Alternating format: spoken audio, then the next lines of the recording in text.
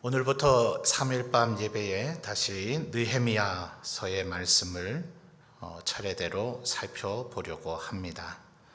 느헤미야라 하는 사람은 성경에서는 바사라고 이렇게 표기되어 있는 이제 영어로 세계사적으로 표현하기는 페르시아죠. 페르시아에서 태어났어요. 포로된 가운데 무려 한 100년 훨씬 더 지나서 태어났기 때문에 페르시아에서 태어나서 성장을 했다가 이제 포로 귀환하는 사람들이 에스라, 느헤미야서에 주로 기록이 되어 있는데 하나님의 예언의 말씀에 따라서 바벨론에서 멸망당한 후 70년이 지나면 너희들이 이곳으로 돌아오게 될 것이다 하셨던 그 예언의 말씀을 따라 이제 열왕기를 보면 포로로 잡혀감이 한 4차례 일어나게 됩니다. 그럴 때에 이제 최초로 포로 잡혀간 무리 가운데 하나가 다니엘이죠. 그때 잡혀갔을 때로부터 70년이 됐을 때 이제 수룹바벨을 중심으로 1차 포로 귀환, 그로부터 또 한 80년 지나고 나서 에스라를 중심으로 해서 2차 포로 귀환, 그리고 또 한 13년 어간 지나고 나서 이제 느헤미야를 중심으로 한 마지막 3차 포로 귀환이 이루어지게 됩니다. 그래서 1절 말씀을 보시면 페르시아의 왕이었던, 우리 성경에는 아닥사스다 이렇게 번역이 되어 있습니다만 영미권에서는 이제 크세르크세스 이렇게 보통 표기가 되어지는 왕입니다. 그래서 그의 통치, 그가 왕이 돼서 통치한 지 제20년, 바로 요 표현이 있기 때문에 이제 성경학자들이 우리 예수님의 탄생으로부터 서기, 그 이전에는 BC, 기원전이라 그러죠. 그리고 오늘날 우리가 2021년이라 불려지는 것은 바로 예수님의 탄생 연도를 기점으로 해서 아노 도미네의 약자인 AD, 이렇게 그래서 주전 주후 이렇게 되잖아요. 그래서 바로 그 로마 시대의 기록들이 있기 때문에 그때로부터 기원전, 예수님 오시기 전에는 역으로 이런 로마 혹은 헬라, 페르시아, 바벨론 등등 여러 나라들의 연보라 그래요. 역대 기록들, 그것들을 가지고 이제 세계사의 표준 연도들을 각 나라의 역사에 다 맞춰가는 작업을 지난 2000년 동안 전 세계 각 나라의 학자들이 한 거죠. 자, 그래서 결론적으로 바벨론에서 남유다가 멸망하는 것은 BC 586년입니다.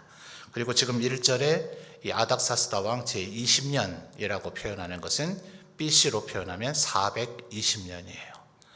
자, 그러니까 이스라엘이 바벨론에 멸망한 지 무려 166년쯤 후에 지금 상황입니다.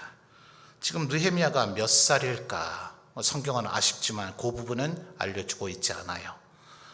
대략적으로 애굽에서 요셉이 총리가 되는 게 30살이죠. 이게 이제 어느 사회나 거의 다 통용되던 관습법입니다. 공자도 말하기를 20이 약관이고 30이 입신이다 그랬잖아요. 그래서 입신양명, 동양 사회에도 물론 아주 탁월한 천재들은 10대, 20대 때에 왕의 신하로 기용된 예가 없진 않으나 정말 손에 꼽히는 천재들이 그러하죠. 최치원, 신라 말에 그런 인물들이 있잖아요. 그런 사람들 외에는 평균적으로는 그저 한 30세 전후에라도 관직에 나가면 잘한 거다. 그래서 이제 입신, 40의 부록, 50의 지천명 이런 말들을 사용하지 않습니까? 그러니 지금 이 느헤미야의 지금 나이가 그런 상식적인 판단으로 볼 때 아마 30세 전후일 것이다. 일종의 추론이에요. 성경 어디에도 그거와 관련된 힌트는 주고 있지를 않기 때문에 그렇습니다. 자, 30세라고 가정을 한다면 바벨론의 포로로 끌려간 지, 그래서 예루살렘, 유다가 멸망한 지 166년이 지났을 때가 30살이라면 이제 멸망당한 지 136년쯤 뒤에 태어난 거죠. 뭐 복잡하게 생각하지 말고요. 여러분 150년, 160년 전쯤에 우리나라 무슨 일이 있었겠습니까? 지금으로부터 한 150, 160년쯤 전에. 잘 모르시죠? 우리도 그런데 느헤미야 시절의 사람들은 우리처럼 인터넷만 뒤져보면 뭐 1800년대 후반에 뭔 일이 일어났다 이런 거 알 수 있는 시절의 사람들이 아니잖아요. 그런 걸 기록해 놓은 책도 별로 없고 그 책이 있어도 누구나 읽을 수 있는 그런 책도 아니고 그저 뭐 선조들에게 조금 들어봤을 뿐일 텐데요. 말씀드렸듯이 1차 포로 귀환은 이미 한 93년 전에 수룹바벨 중심으로 갔어요. 이 바벨론 페르시아 땅에 살고 있던 사람들이 이미 갔습니다. 13년 전에 에스라를 중심으로 한 2차 포로 귀환자들도 갔어요. 무엇 때문인지는 모르지만 느헤미야의 부모님은 그 대열에 동참하지 않았어요. 그죠? 만약 1차 수룹바벨의 포로 귀환에 느헤미야의 부모님이 동참했다면 느헤미야는 되돌아가서 유대 땅에서 태어났겠죠. 뭐 아마 13년 전이니까 그때는 느헤미야가 태어났을 수 있을 텐데 아마 어린 나이이기 때문에 아버지 우리는 왜 에스라 제사장님과 함께 유대 땅으로 돌아가지 않나요? 아마 이런 얘기를 했었을 수도 있겠죠. 뭐 성경이 그 부분에 대해서는 전혀 말해주고 있지 않기 때문에 우리가 알 수는 없지만 어쨌든 느헤미야는 1차, 2차 우리 유대인들에게 가나안 땅으로 돌아갈 수 있는 기회가 있었는데 우리 가족, 우리 부모님들, 우리 선조는 거기에 동참해서 돌아가지 않았다. 이게 어쩌면 느헤미야에게는 좀 슬픈 가족사 혹은 자기의 좀 비애가 될 수 있었을 거예요. 생각해 보세요. 포로된 가운데서 하루라도 정말 기회만 주어진다면 고국 가나안 땅, 하나님의 그 약속의 땅, 비록 나라가 멸망해서 아직 회복되지는 못했지만 우리 조상 아브라함과 이삭과 야곱에게 약속했던 그 가나안 땅, 그 땅으로 가야 되지 않아요? 그런데 왜 우리 부모님들은 그 대열에 2번이나 기회가 있었는데 우리 할아버지 할머니는 왜 아버지와 어머니는 거기에 동참을 안 했을까요? 이 느헤미야가 만약 이것에 대한 부모님으로부터 납득할 만한 설명을 듣지 못했다면 그것 자체가 느헤미야의 성장 기간 동안에는 굉장히 힘들고 어려운 일이 됐을 거예요. 자, 여러분 1절을 보면 1절 하반절에 이 느헤미야가 아닥사스다 왕 제20년 기슬로월에 어디 있었다 합니까?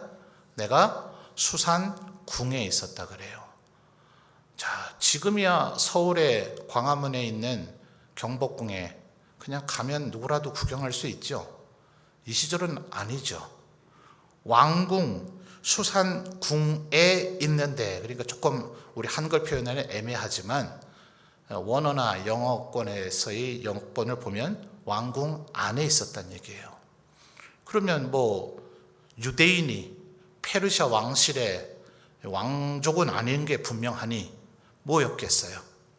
왕궁의 직원이었겠죠. 신하였겠죠. 그런데 1장의 마지막 11절에 제일 마지막 문장이 뭡니까? 그때의 내가 11절에 제일 하반절의 마지막 문장이요. 그때의 내가 왕의 술관원이 되었느니라. 자, 1절 상황부터 이미 술관원이었다면 11절 하반절에 새삼스레 이런 얘기 안 하겠죠. 그러면 1절에서는 술관원은 아니었단 얘기예요. 이 느헤미야 다음에 나오는 에스더서에 보면 에스더의 삼촌이 되는 모르드게도 왕궁의 궁직이었지 않습니까? 그래서 아마도 유대인들이 뭐 그런 일에 조금 다른 민족보다 좀 근면하고 좀 지혜롭고 똑똑한 그런 면이 있죠. 그러니까 지금 스위스 사람들이 로마 교황청의 경비병으로, 용병으로 사용되고 있잖아요. 물론 또 인도의 북부의 그런 사람들도 또 프랑스 외인 부대 이런데 이제 가서 네팔 사람들, 이제 그 산악 지형, 그들의 지형 자체가 그들로 하여금 강인한 군인이 되도록 만들어준 효과도 있고, 또 그들에겐 그 용병으로 군인이 돼서 비록 전쟁에서 목숨을 잃을 수도 있지만 그게 그들에겐 가장 큰 돈을 벌어오는 그런 일이기 때문에 그렇게 하기도 하고, 또 그들을 쓰는 입장에서 로마 교황청이나 프랑스나 또 이런 유럽의 여러 나라들은 그 친구들을 데려다 쓰면 그래도 어느 특수부대 못지않게 아주 용맹하게 임무 수행을 잘 하니, 그래서 아마도 에스더서에 그 모르드게의 예가 있기 때문에 아마도 이때 느헤미야는 왕궁의 하급 관료였을 것이다, 이렇게 신학자들은 보통 추론을 합니다. 그래도 어쨌든 당장 먹을거리, 직장은 해결이 돼 있네요. 지금 페르시아 땅에 살고 있지만 여기서 엄청나게 지금 호의호식하고 있는 건 아니지만 또 포로돼서 끌려왔던 노예 출신이니까 다니엘도 총리가 되긴 했지만 벨사살 왕에게 아주 모욕적인 언사도 듣잖아요. 자기의 그 벨사살 왕의 선조인 느부갓네살 왕이 아무리 높은 지위에 기용을 했다 하더라도 다니엘을 불러서 벽에 메네메네 데겔 우바르신이라고 쓰였던 글자를 아무도 읽어내지도 못하고 판독을 못하니 이제 벌벌 떨고 있을 때 태후가 네 선조인 느부갓네살 왕이 기용했던 다니엘이 얼마나 지혜로운지 너 모르냐, 그에게 물어보면 알 터인데 왜 몰라서 벌벌 떨고 있느냐. 이쯤 되면 다니엘에게 다니엘 스승님, 왕실에도 왕의 스승이라 해서 왕사가 있잖아요. 아마도 다니엘은 신하였지만 충분히 그 정도의 존경은 받을 만한 위치였죠. 그럼 스승님이라고 부르지는 않더라도 다니엘 제상이시여 라든지 이런 식의 좀 존칭을 할 법도 한데, 다니엘이 나타나자 벨사살 왕은 다니엘에게 네가 우리 아버지가 포로로 잡아왔던 그 노예 다니엘이냐, 이렇게 불러요. 굉장히 모욕적인 은사죠.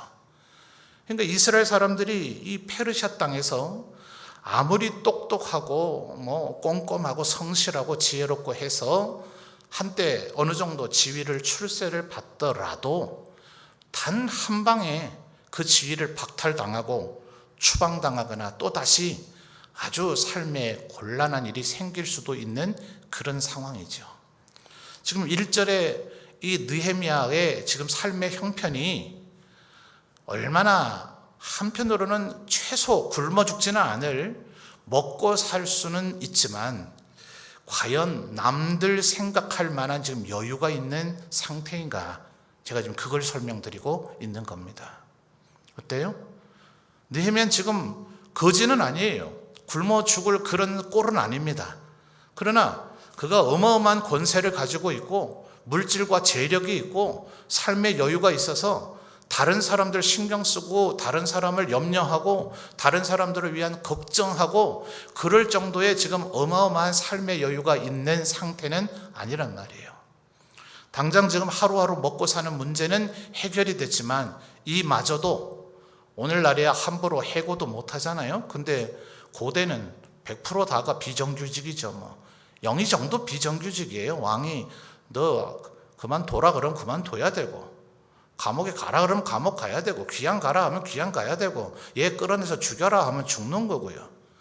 모든 그 어떤 높은 지위에 있는 사람도 그런데 수산궁에 있는 거의 궁지기 수준의 하급 관료였던 느헤미야, 더군다나 페르시아 민족도 아닌 포로로 끌려왔던 유대 민족 출신의 느헤미야의 삶은 얼마나 아직도 위태위태한 그런 상황인가 하는 겁니다.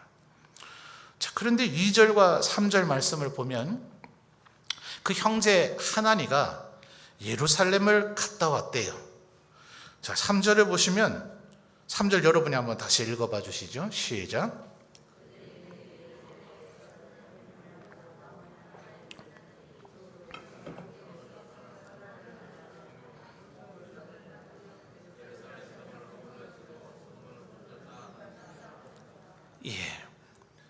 제가 아까 조금 장황하게 설명을 드렸죠. 지금 아닥사스다 20년은 BC 420년을 의미하고 바벨론에 멸망한 것은 BC 586년, 무려 166년의 시차가 있다 그랬어요. 그러면 2절에 얘기하는 느헤미야의 형제인 하나니, 이 사람도 예루살렘에서 혹은 유대 땅에서 태어났을까요? 페르시아 땅에서 태어났을까요? 페르시아 땅에서 태어났다고 보는 것이 상식적이겠죠? 그런데 1절에 보니 수산궁이라고 했잖아요. 그죠? 페르시아 영토가 엄청나게 넓어요. 이 수산궁은 우리나라도 예컨대 통일신라 혹은 그 이전에도 진흥왕 때 아직 통일은 안 했지만 신라 영토가 통일 직전에 극대화로 넓어졌을 때, 또 고구려도 마찬가지죠. 이럴 때는 수도 하나에서 왕이 통치하지 않죠. 수도를 여러 곳에 뭐 서경 혹은 뭐 북경, 남경 이런 식으로, 혹은 동경 이런 식으로 여러 개의 부속 수도들을 두죠. 오늘날의 광역시 같은 그런 거라 생각하시면 될 것 같아요. 그것 중에 하나가 수산궁인데 페르시아 제국에서는 가장 동쪽에 위치하고 있어요. 어디냐 하면 아브라함이 출발했던 갈대아 우르보다 더 동쪽입니다. 여러분, 우리 창세기를 보면 아브라함이 하나님의 부르심을 받아서 내가 너에게 가르쳐 줄 땅으로 가라, 어딘지 말도 안 해주셨죠. 그냥 무조건 가래요. 그래서 하란을 거쳐서 가나안 땅, 마침내 가나안 땅으로 들어왔더라. 성경 지리를 우리가 잘 몰라도 그 몇 절, 내가 보여줄 땅으로 가라. 그래서 하란을 거쳐서 마침내 가나안 땅으로 들어왔다라는 요 몇 단어 읽고 막 우리 막 감동이 막 되잖아요. 야, 그렇게 먼 거리를 아브라함은 하나님의 그저 말씀 하나만 붙잡고 그저 가보지도 못한 길을, 그 험하고 먼 길을, 거기를 그렇게 갔구나. 그리고 또 아브라함을 하나님이 오라고 했잖아요. 어디지는 묻지도 말고 따지지도 말고 내가 오라는 대로 따라오라 그랬잖아요. 지금 1, 2, 3절을 보면 하나님께서 느헤미야나 하나니에게 예루살렘 갔다 오라는 얘기를 하셨나요? 그 아브라함이 걸어갔던 그 거리보다 더 멀다니까요. 그 더 먼 거리를 지금 하나니가 왕복했어요. 왕복. 이 페르시아 땅에서 예루살렘을 갔다가 예루살렘을 다시 되돌아온 거예요. 그리고 나자 4절에 느헤미야가 보이는 반응이 뭡니까? 4절 여러분 한번 읽어주세요. 시작.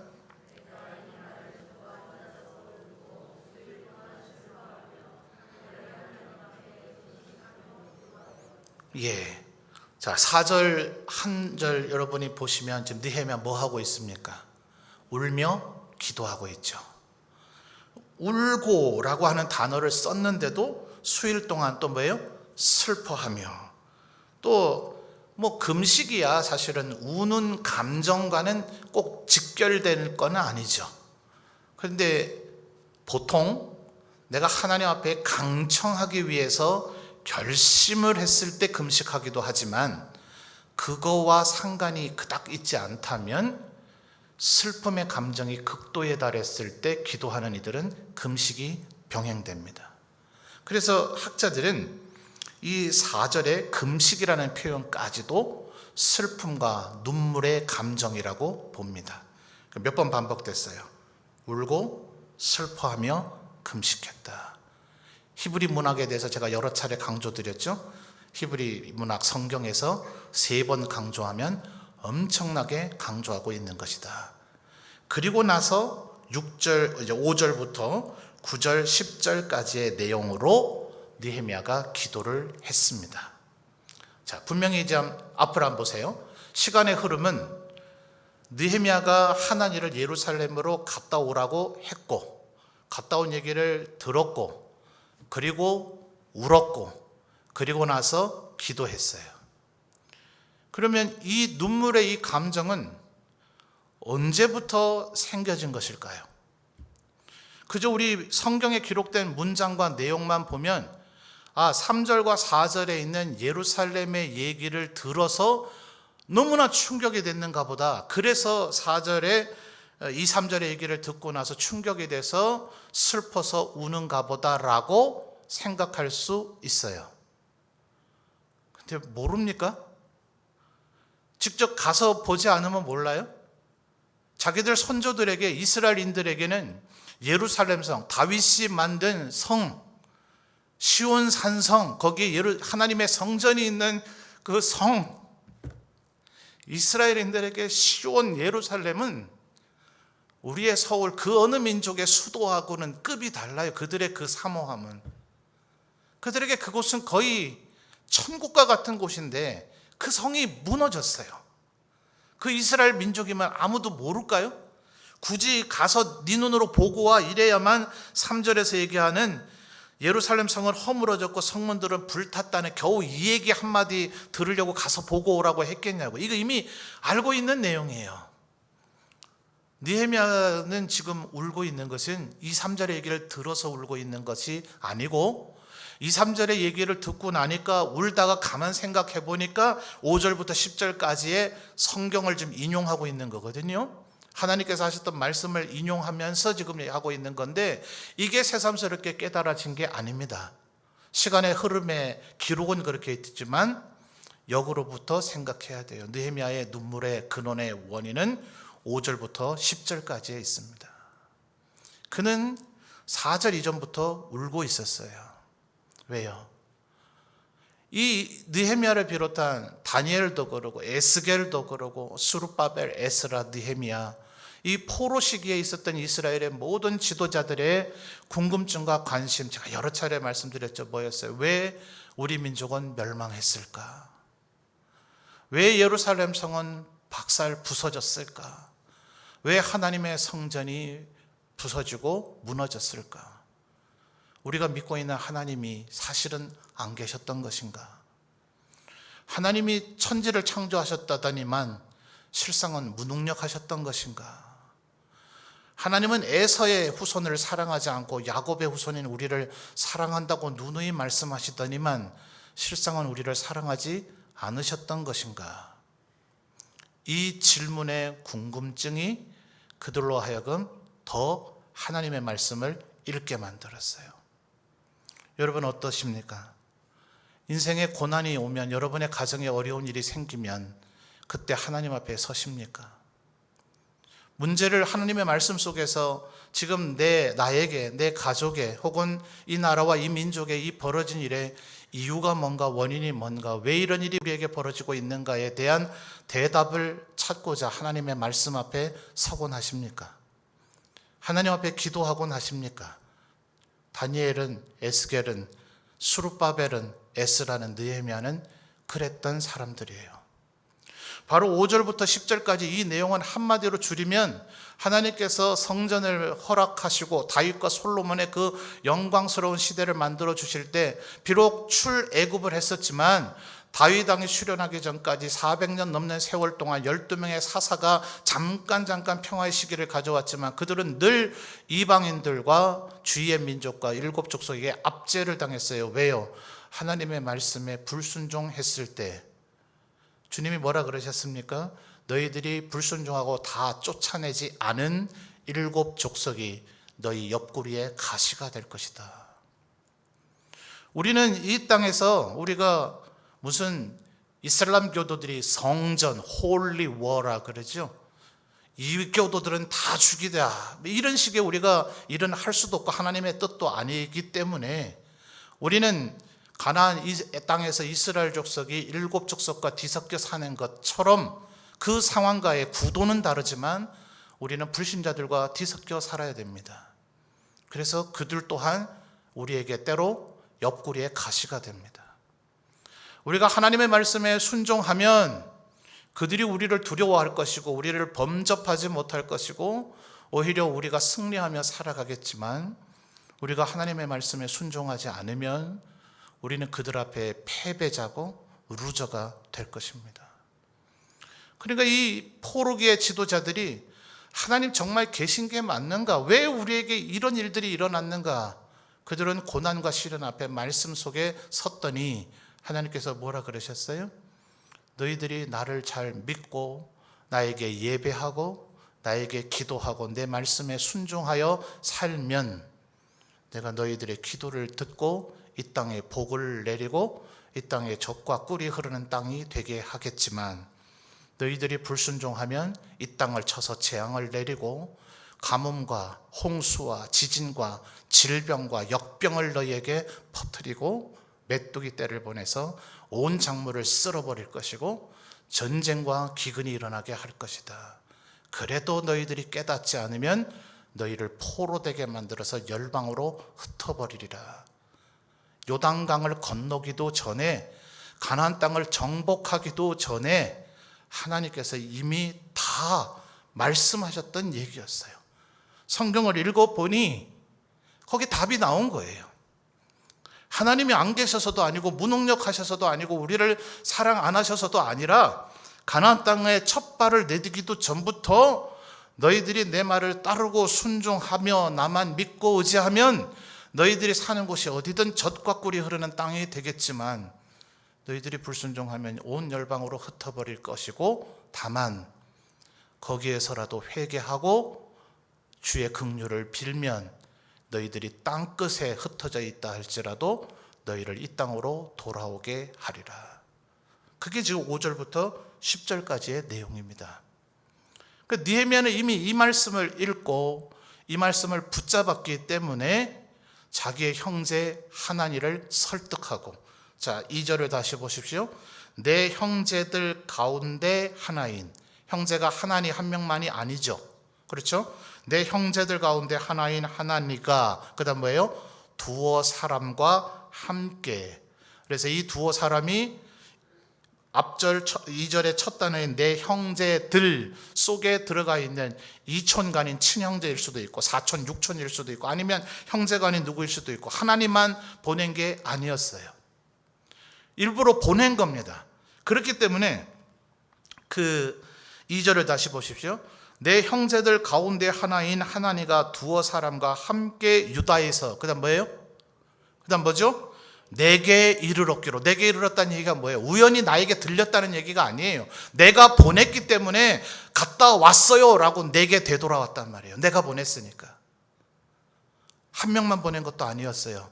여러 명을 보냈어요. 왜 그랬을까요? 이제 우리 2장 뒤에 가면은 나타나요. 예루살렘 설계 도면 그려온 거예요.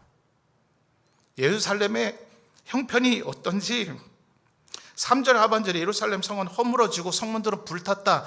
누구나 안다니까요. 이거는 안 가봐도 알아요. 완전히 박살나 있다는 거 압니다. 성전도 다 무너져 있다는 거 압니다. 지난 13년 전에 포로 귀환한 에스라 제사장을 중심으로 한 성전을 재건하고자 하는 동포들의 그 노력이 중간에 얼마나 수많은 방해와 좌절을 겪고 고생했는지도 느헤미야 다 알고 있어요. 그쯤은 알고 있어요. 왜 보냈는가? 가서 예루살렘 성의 형편을 보고 와라. 우리가 하나님 앞에 기도하면 하나님이 말씀 속에 보니 너희가 땅끝에 있을지라도 내게 회개하고 울고 기도하면 너희를 다시 예루살렘으로 돌아오게 하리라. 그러니까 11절에 보세요. 11절 여러분 한번 같이 다시 한번 읽어주십시오. 시작.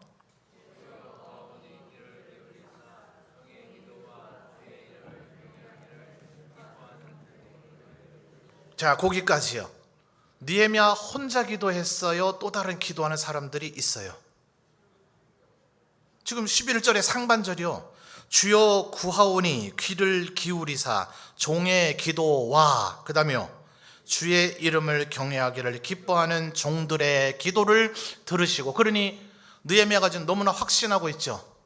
나 말고도 이것을 위해서 기도하는 이들이 있다. 느헤미야가 왜 이렇게 확신할까요? 자기가 시켰으니까요. 우리 함께 기도합시다.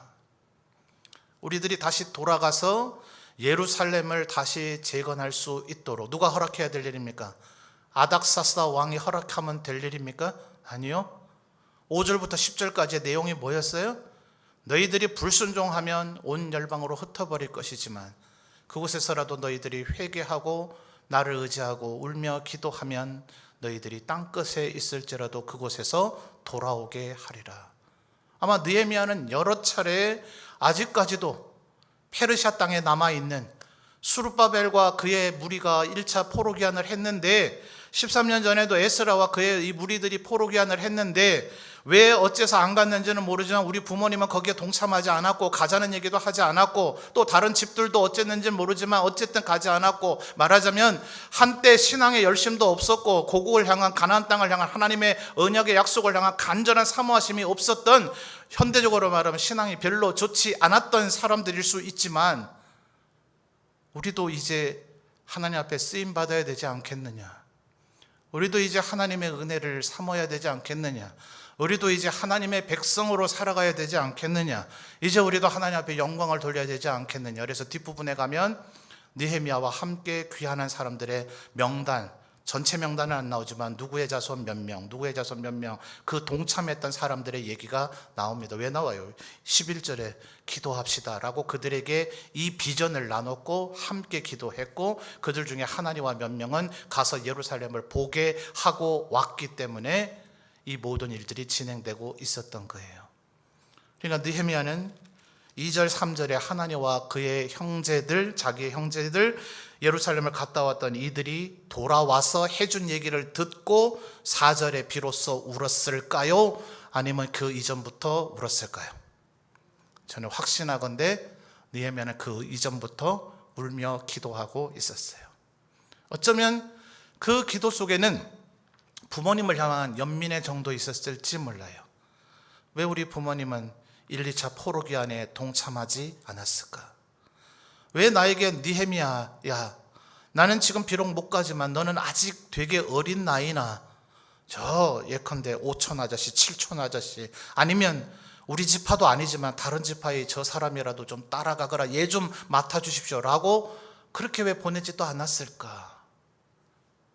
이 말씀을 읽으면서 그래서 6절을 보십시오. 6절 다시 한번 여러분 읽어주세요. 시작.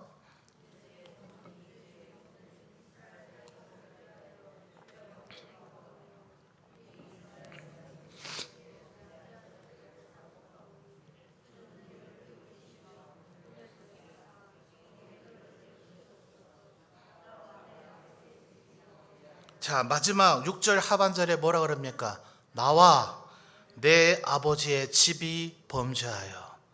무슨 뭐 어마어마한 범죄자 집안이란 얘기가 아닐 거예요. 느헤미야가 하나님 앞에 우리가 말씀에서 은혜를 받으면 더 거룩해야 되는데, 더 성결해야 되는데, 더 어려워야 되는데 하는 열정이 우리 마음에 생기면요, 온 세상 사람들이 우리를 보고 의인이라 말해도 우리는 하나님 앞에 회개할 거리가 있습니다. 어쩌면 느헤미야는 왜 우리 부모님은 포로기한을 하지 않았을까? 그조차도 하나님 앞에 죄로 느꼈을 수도 있을 거예요. 6절에 뭐요? 이제 종이 주의 종들인 이스라엘 자손을 위하여 주야로 기도하오며. 이 이스라엘 자손들은 누굽니까? 너무나 광범위한 표현이긴 하지만 아마도 1, 2차 포로기한에도 동참하지 못한, 지금 여전히 페르시아에 남아있는 자신들의 동포들을 향한, 뭐 믿음이 연약해서 못 갔을 수도 있겠고, 페르시아에 이미 너무나 뿌리를 내리고 정착을 해버려서 거기에 쌓은 재산이 많아서 못 갔을 수도 있겠고, 혹은 몸이 불편하고 건강이 안 좋아서 못 갔을 수도 있겠고, 안 갔을 수도 있고 못 갔을 수도 있겠지만, 느헤미야의 마음이 성령 충만하고 하나님을 향한 열정으로 가득 찼을 때 우리가 가나안 땅을 향해 나가지 않음 자체가 죄다 라는 느헤미야의 깨달음이 그와 자기의 아버지의 집과 동포들을 향해 기도하게 만들었고, 예루살렘에 있는 2절과 3절에 표현된 고국 땅에 있는 동포들을 향해 기도하게 만들었고, 그 땅에 예루살렘 성을 다시 쌓아야 되겠다는, 하나님께서 나를 그 일에 사용해 주시면 좋겠다는 꿈을 꾸게 되었고, 그것을 위해 기도하게 되었다고요. 대단한 건축 기술자인가요? 1절 하반절에 느헤미야는 지금 뭐 하고 있다고요? 수산궁에 있대요. 다시 한번 말씀드리지만 별로 그렇게 고위 관료가 아니에요. 하찮은 위치예요. 겨우 먹고 살 수는 있지만 남 신경 쓰고 남 돌보고 남을 위해서 뭔가 하고 그런 계획을 세울 만한 그런 여유 있는 삶이 아니에요. 자기 먹고 살기도 지금 급급해요. 그런데 하나님의 말씀이 느헤미야를 울며 기도하게 만들더라 하는 거예요. 그랬더니 11절 아까 살펴봤습니다만 11절 하반절의 마지막 문장, 하나님이 어떻게 하셨다고요? 그때에 내가 왕의 술관원이 되었느니라. 축복이에요, 저주예요? 11절 하반절에 그때에 내가 왕의 술관원이 되었느니라, 이것이 축복이에요, 저주예요? 축복으로 받으면 축복이 되고 저주로 받으면 저주가 될 겁니다. 2장을 다음 시간에 살펴보겠습니다만, 이것은 자신이 그렇게 오랜 세월 울며 기도했던 그 마음속의 열정과 꿈과 소망, 물론 느헤미야가 이제 남아있는 이스라엘인들 모두를 빡빡 긁어서 포로 귀환을 한 건 아니에요. 여전히도 그 대열에도 여전히 동참하지 못한 이들이 있어요. 그러나 느헤미야는 많은 사람들을 데리고 포로 귀환을 합니다. 그리고 예루살렘 성을 쌓습니다. 그리고 예루살렘의 총독으로 오랜 시간 동안 그곳에서 하나님의 말씀을 지키게 만듭니다. 느헤미야가 주목한 것은 성을 쌓는 것이 아니에요. 그 성은 52일 만에 쌓았는데, 그것도 굉장히 기적적인 일이지만 그 성은 나중에 또 무너져요. 언젠가 무너져요. 아무리 잘 쌓아도 무너져요. 누가 쌓아도 무너져요. 진정으로 견고한 성은 스가랴 선지자를 통해서 하나님이 말씀해 주시지만 내가 너희의 불성곽이 되어주리라. 돌로 성을 쌓으면요, 인구가 늘어나면 그 성은 허물어야 돼요. 그 안에 수용할 수 있는 사람이 한계가 생겨요. 하나님께서 말씀하셔요. 내가 너에게 줄 성은 돌로 쌓는 성이 아니라 불로 되어 있어서 끊임없이 확장이 가능할 것이다. 너희들이 복받는 만큼, 너희의 자손들이 번성해지는 만큼 이 성은 끊임없이 확장될 것이고 내가 너희를 보호하는 불성곽이 될 거기 때문에 그 누구도 너희를 침노할 꿈도 꾸지 못할 것이다. 엘리사 선지자 때에 보여주셨던 하늘을 날고 있는 불천사, 불병거를 보여주셨음과 같이 스가랴 선지자를 통해서 돌로 된 성벽에 너무 연연하지 말라고 하나님께서 위로하시며 비전을 주셨어요. 느헤미야는 지금 돌로 성 쌓는 게 목적이 아닙니다. 그 안에서 하나님의 말씀대로 사는 사람을 만드는 게 목적이었어요. 나중에 뒷부분에 가면 그게 제일 강조점이에요. 성을 쌓고 느헤미야 임무는 끝난 게 아니라 이것이 보존될 수 있도록 우리가 어떻게 하나님의 말씀대로 살 것인가. 5절부터 10절까지가 그 내용이라 했죠. 다윗 시대에 그 쌓았던 그 견고한 시온 산성이 무너졌단 말이에요. 또다시 쌓으면 뭐예요? 하나님 말씀대로 살지 않으면 또 무너질 것이기 때문에 느헤미야는 말씀대로 사는 것에 목숨을 걸었는데 다 데려간 건 아니에요. 여러분, 이미 느헤미야가 활동할 시기에는 이미 돌아가셔서 하나님 곁으로 갔지만 이 바벨론 페르시아 땅에는 다니엘의 무덤이 있었어요. 아마도 성경학자들은 정확히 단언을 하지는 못해요. 첫 번째 수룹바벨의 포로 귀환이 일어났을 때 다니엘은 아마 이미 돌아가셨을 수도 있고 아니면 굉장히 노구였을 수 있을 거예요. 그래서 어쩌면 총리 주기에서 은퇴했을 수도 있을 것이고, 그래서 다니엘은 어쨌든 포로 귀환하지는 않았어요. 그들이 돌아가는 걸 아마 돕거나 아니면 이미 세상을 떠났거나. 지금 이라크 땅에 가면 다니엘의 묘지가 있어요. 그러니까 11절 하반절은 느헤미야에게 아닥사스다 왕에게 이제 예루살렘으로 내가 돌아갈 수 있도록 해주세요. 성 쌓을 수 있도록 해주세요. 나머지 우리 동포들도 데리고 갈 수 있도록 해주세요 라는 말을 할 수 있는 절호의 기회를 얻게 되는 지위이기도 하지만 수산궁에 있는 1절의 상황과는 비교할 수도 없는 평안한 삶이 그에게 펼쳐졌어요. 아니야, 내가 지금까지 하나님 앞에 기도는 그렇게 했지만 나를 술관원이 되게 하신 걸 보면 하나님의 뜻은 또 다른 데 있을 수도 있지 않을까? 나로 하여금 다니엘처럼 이곳에서 왕의 최측근이 되어서 이 왕들, 이 페르시아 왕실의 왕들이 하나님을 알고 하나님을 두려워하고 하나님 뜻대로 통치하도록 만들고 내 동포들, 여전히 이 페르시아 땅에 있는 동포들을 돕는 것이 내 사역이라고 하나님께서 주신 사인이 아닐까? 나는 포로 귀환하지 말고 이제 이곳에서 페르시아에서 평안하게 살면서 내 동포들이나 도우면 되지 않을까라는 유혹이 그에게 있을 수 있었을 거예요. 그래서 이런 것은 축복으로 받으면 축복이 되지만 저주로 받으면 저주가 됩니다. 너희는 지금까지 오래도록 기도해 왔기 때문에 여러분 1절에 보니 1장 1절에 보니까 아닥사스다 왕 제20년 달 이름이 나오죠. 1월, 2월, 3월, 4월이라고 하지 않고 이스라엘 사람들의 달은 다 이름이 붙어 있어서 무슨 월이요? 기슬루 월에. 2장 1절을 보십시오. 아닥사스다 왕 제20년 무슨 월이요? 니산 월에. 이제 왕 앞에서 얘기를 하게 되는데 기슬루 월과 니산 월은 약 4개월입니다. 그래서 어떤 이들은 120일 동안 집중해서 기도했는가 보다. 아니라니까요. 기슬루 월부터 기도한 것이 아니라 언제부터인지 알 수 없을 정도로 느헤미야는 말씀 읽고 기도했고 동료들을 설득해서 함께 기도했고 하나님과 그 형제들에게 예루살렘에 갔다 오라고 부탁했고 가되 그냥 설렁설렁 갔다 오는 게 아니라 3절에 뭐라고요? 예루살렘 성은 허물어지고 성문을 불타는 자세한 상황을, 그래서 한 명을 보내지 않고 여러 명을 보내서 구간 정확한 설계 도면까지 그려오라고 그들에게 부탁을 할 정도로 느헤미야는 오래 기도했던 거예요. 여러분, 우리 느헤미야처럼 기도했으면 좋겠습니다. 우리의 수산공은 어디일까요? 우리의 예루살렘 성은 어디일까요?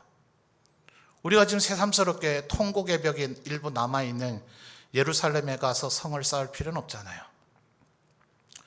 어쩌면 여러분의 인생 자체가 예루살렘 성일 수 있겠습니다. 만약 무너져 있다면. 여러분의 가정이 예루살렘 성일 수 있겠습니다. 여러분의 가정에 심각한 지금 어려움이 있다면. 어쩌면 우리 교회도 여전히 예루살렘 성일 수 있겠습니다. 더 하나님 앞에 영광 돌리기를 원한다면. 이 나라 이 민족이 겪고 있는 지금의 상황들, 나라와 민족을 위해서 걱정하고 기도하는 이들이 많으니 지금 이 사회가 처한 현실 또한 예루살렘일 수도 있겠습니다. 그러면 기도해야죠. 우리들이 서 있고 우리들이 살고 있는 곳이 지금 술관원은 안 돼 있을지라도 우리는 소산공에 있을런지 모릅니다. 정규직이십니까? 굉장히 높은 지위에 있으십니까? 내 인생은 아무 걱정 없어서 이제 다른 사람 돕고 섬기고 베풀 만한 여유와 그런 삶이 있으십니까? 그렇지 않은 우리 성도들이 훨씬 더 많죠. 내 문제도 급급하고 내 코가 석자고 나도 언제 해고당할지도 모르고, 지금 직장도 없고 내가 지금 먹고 살고 있는 것 자체가 기적이고 내가 누구를 위해서, 아니요. 11절에 뭐라 했다고요? 이제 종의 기도와 주의 이름을 경외하기를 기뻐하는 종들의 기도를 들으시고. 기도를 논하기 전에 이렇게 한번 여쭤보십시다. 성도 여러분, 주의 이름을 경외하기를 기뻐하십니까? 대답 좀 하이소. 아멘이라고 강요하고 싶지는 않습니다. 여러분의 마음에 우러난 대답을 하십시오. 주의 이름을 경외하기를 기뻐하십니까? 그러면 우리는 기도할 준비된 것입니다.